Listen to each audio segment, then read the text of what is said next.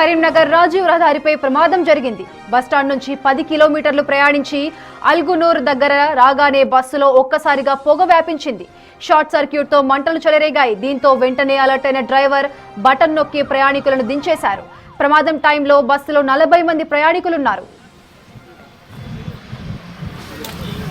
Plastic cover పట్టుకోండి.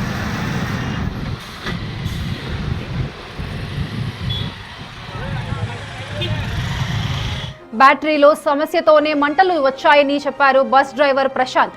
అప్రమత్తతతో ప్రమాదం తప్పిందని అంటున్న డ్రైవర్తో మా ప్రతినిధి Srinivas face to face. Karimnagar నుంచి హైదరాబాద్ వెళ్లేటప్పుడు అల్గునూరు దగ్గర బస్సు ప్రమాదం చోటు చేసుకుంది. షార్ట్ కారణంగా మొత్తం బస్సు కూడా పూర్తిగా దగ్ధమైంది. ఆ సమయం లోపల ఉన్నటువంటి బస్సు డ్రైవర్ ఉన్నారు. చెప్పండి, అంటే మీకు ఎంతసేపు పట్టింది? కరీంనగర్ నుంచి ఎంతమంది ప్రయాణికులతో బయలుదేరింది? 7:50 నుంచి స్టార్ట్ అయింది సార్. ఒక 10-15 నిమిషాలు అయితే సార్. అంతే అల్నూరు దాటినాక ఈనాడు ఆఫీస్ దగ్గర స్మెల్ వచ్చింది సార్. నార్మల్ గా అంతా బస్సు స్టార్ట్ అయ్యి మళ్ళీ బ్యాటరీ టెంపరేచర్ కూడా అన్ని ఓకే ఉంది సార్. బస్సు అన్ని ఫిట్ గా ఉంది. మళ్ళీ బయటకు వచ్చినప్పుడు కూడా మా సూపర్వైజర్ వాళ్ళు మా టీం కూడా చూసే పంపిస్తారు ఏమన్నా ప్రాబ్లం ఉందని. బస్సు అంతా ఓకే ఉంది సార్. వచ్చినాక ఈనాడు ఆఫీస్ దగ్గర వచ్చినాక బస్సు అడ్డుకుని ఒక 5-10 సెకండ్ల ముందు స్మెల్ వచ్చింది సార్. నాకు కొంచెం ఏదో బర్న్ అయిన స్మెల్ నార్మల్ వచ్చింది. ఆడ ఆపుదామంటే పెట్రోల్ బంక్ ఉంది, కొంచెం సైడ్ తీసుకొని ఆపిన సార్. ఆపి ప్యాసింజర్ కూడా కొంచెం టెక్నికల్ ప్రాబ్లం ఉంది, దిగండి అమ్మని చెప్పుడుతో దిగారు. ఎందుకంటే అంటుకుంటుందని చెప్తే తుక్కిసలాడు జరిగి ఇంకో వేరే వాళ్ళకి కూడా ఏమైనా అయితే కదా సార్. టైం లోపల చిన్నగా పొగలు వచ్చాయా? స్మెల్ వచ్చింది? స్మెల్ వచ్చింది సార్. లైట్ కొంచెం స్మెల్, లైట్ పొగ స్టార్ట్ అయింది. అప్పుడే నేను అప్పటికే మిర్రర్లోకి వెళ్ళి చూసిన సార్. నేను చూసి బండి సైడ్ తీసుకున్నాను. అంటే ప్రయాణికులు ఆ టైం లోపల ఇటు మీరు అంటే ఒకసారి వాళ్ళని అలర్ట్ చేసినప్పుడు వాళ్ళు ఎట్లా అంటే ఏమన్నా వాళ్ళు ఎటువంటి సైడ్ డోర్లకి వెళ్ళి దుంకడాలు కాదు, ఏం చేయలేదు సార్. వాళ్ళకి తెలియదు కంప్లీట్ గా. నాకు ఒక్కరికే తెలుసు స్మెల్ వస్తుందని చెప్పేసి. టెక్నికల్ ప్రాబ్లం ఉంది, మీరు దిగలేండి అమ్మా, కొంచెం మీరు బస్ అన్ని దిగునాకన్నా బండి హీట్ అయింది అని చెప్తే ఇక మొత్తం అందరు దిగేసారు సార్.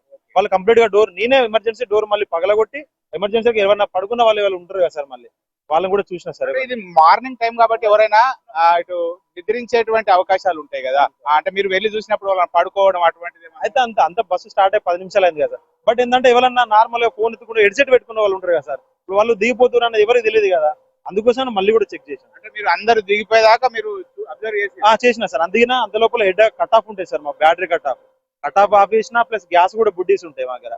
అది కూడా బస్సు కంట్రోల్ చేసినా కానీ ఇక నాతో కాలేదు సార్. అంటే మీరు కింది దిగాగానే ఒకసారి అంటే అప్పటికే మంటలు ప్యాసింజర్ మొత్తం దింపేసినాక 2 నిమిషాల తర్వాత అయింది సార్. అప్పటికే బర్నింగ్ లోపల స్టార్ట్ అవుతుంది. లోపల స్టార్ట్ అయితే బ్యాటరీ గ్యాస్ ట్రై చేసిన కానీ ఏం పెట్రోల్ బంక్ వాళ్ళు కూడా పైప్ కూడా ఇచ్చారు సార్. అది అంటే మీ బస్ లోపల ఇప్పుడు గ్యాస్ అటువంటిది ఉంటాయి కదా, మీరు అంటే 2 స్ప్రే చేసిన సార్. 2 స్ప్రే చేసిన. అందుకు ప్యాసింజర్ ఫస్ట్ నా బాధ ఏంటంటే ప్యాసింజర్ ఎవరు ఉండద్దని. బస్సు కాకపోతే సార్ వాళ్ళకి ఇవ్వాలని ప్రాణహాని జరగదు కదా సార్. అందుకోసం ఎమర్జెన్సీ డోర్ కూడా అటు వాళ్ళు కొట్టిన ఇటు వాళ్ళు కొట్టిన డోర్ కూడా ఎమర్జెన్సీ డోర్ కూడా ఓపెన్ చేసిన. ఇన్ కేసు ఎవరైనా ఉంటే కూడా చెప్పలేము కదా సార్.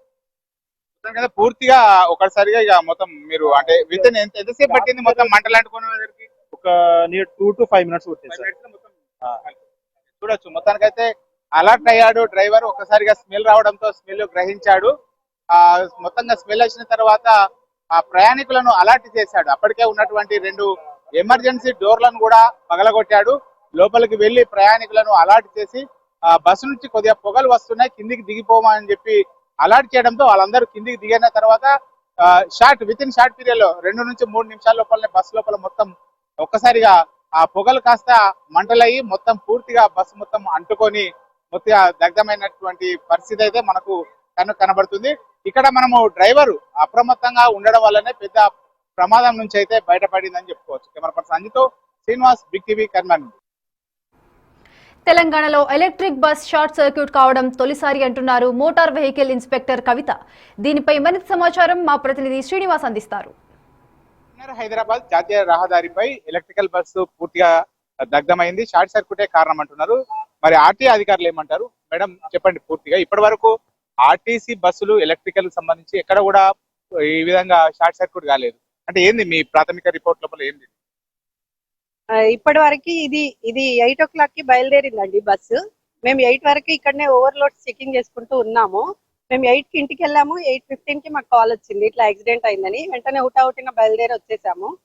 వచ్చి చూసేసరికి మొత్తం బర్న్ అయిపోయిన స్టేజ్ లో ఉంది. వీటికి 12 బ్యాటరీస్ ఉంటాయండి. ఫుల్ ఛార్జ్ చేసుకొని 8 o'clock కి ఆర్టీసీ బస్ స్టాండ్ నుంచి బయలుదేరింది. ఇక్కడికి వచ్చేసరికి స్మోక్ వచ్చి కొంచెం ఫైర్ క్యాచ్ కాగానే డ్రైవర్ గుర్తించి ప్యాసింజర్స్ అందరినీ అప్రమత్తం చేసి దించేసి ఆయన ఫైర్ ఎక్స్టింగ్విషర్ తోటి మాక్సిమం ట్రై చేసిండు. ఫైర్ క్యాచ్ కాకుండా అంటే ఇంకా ఎక్కువ కాకుండా చూడడానికి ట్రై చేసిండు, కానీ ఫుల్లీ ఛార్జ్ ఉండడం వల్ల అది మొత్తం క్యాచ్ అయింది. ఆ ఫైర్ ఎక్స్టింగ్విషర్ సరిపోకపోతే కూడా ఈ పక్కనే బంక్ ఉందండి, ఆ బంక్ లో నుంచి కూడా తీసుకొచ్చి ఆయన మాక్సిమం ట్రై చేసిండు, కానీ అది కంట్రోల్ కాలేదు. ఆ తర్వాత మన ఫైర్ వాళ్ళు వచ్చి మొత్తం చల్లార్పడానికి ఇంకా ప్రయత్నాలు జరుగుతూనే ఉన్నాయి. ఆ ఒక్కసారి బ్యాటరీ డిశ్చార్జ్ అయ్యే వరకు కూడా ఆ మంటలు కొంచెం అంటే వాటిలో ఉన్న పవర్ అంతా పోయేదాకా కూడా కొంచెం ఆ స్మోక్ అనేది వస్తూనే ఉంటది. అది వన్స్ డిశ్చార్జ్ అయినాకనే చల్లారిపోతుంది. అంటే డీజిల్ వాహనాలు ఉంటాయి, ఇప్పుడు ఎలక్ట్రికల్ వాహనాలు ఉన్నాయి కదా, వేటికి తొందరగా ఇటు మంటలు ఎక్కువగా వ్యాపించేటువంటి అవకాశం ఉంది? మంటలు అనేది ఏ వాహనమైనా మంట ఒక్కసారి క్యాచ్ అయితే అంటుకుంటదండి. కాకపోతే దాన్ని ఫర్దర్ మనం దర్యాప్తు చేసి ఎలక్ట్రిక్ వాహనాలు ఇప్పటి వరకు బస్సు అయితే యాక్సిడెంట్ కాలేదు. మన మొత్తం తెలంగాణలో ఇక్కడ ఎలక్ట్రిక్ వెహికల్ కాలేదు.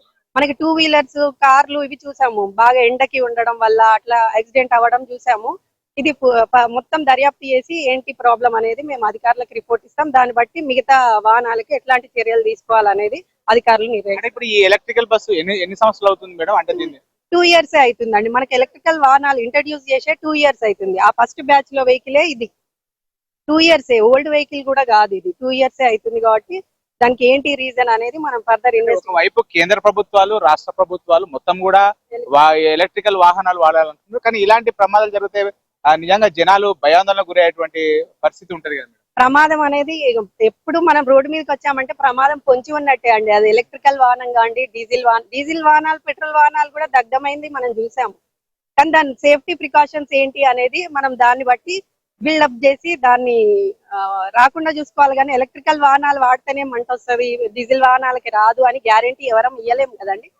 దాన్ని బట్టి ఫర్దర్ రిపోర్ట్ బట్టి ఏమేమి ప్రికాషన్స్ తీసుకోవాలనేది ప్రికాషనరీ మెజర్స్ పెంచుతాం. ఇది మొత్తానికైతే ఇటు కరీంనగర్ నుంచి ఇటు హైదరాబాద్ కు వెళ్లేటువంటి సమయం లోపల ఒక్కసారిగా అల్గునూరు చౌరస్తా దాటగానే అంటే దాదాపు 7 కిలోమీటర్లు మాత్రమే ప్రయాణం చేసింది. ఈ టైం లోపలనే షార్ట్ సర్క్యూట్ తో ఆ మంటలు అంటుకొని పూర్తిగా బస్సు దగ్ధమవడం అయితే ఈ నేపథ్యం లోపల ఇప్పుడు ఇటు ఆర్టీసీ అధికారులు ఎలాంటి చర్యలు తీసుకుంటారు, ఆర్టీఏ అధికారులు అంటే ఇది ఎలక్ట్రికల్ బస్సు ప్రవేశపెట్టిన తర్వాత మొట్టమొదటి వచ్చినటువంటి బస్సు కావడము, ఇప్పుడు లేటెస్ట్ టెక్నాలజీ ఉన్నది, ప్రభుత్వం కూడా ఇటు ఎలక్ట్రికల్ బస్సు తర్వాత ఎలక్ట్రికల్ సంబంధించిన వాహనాలే వాడాలంటున్నారు.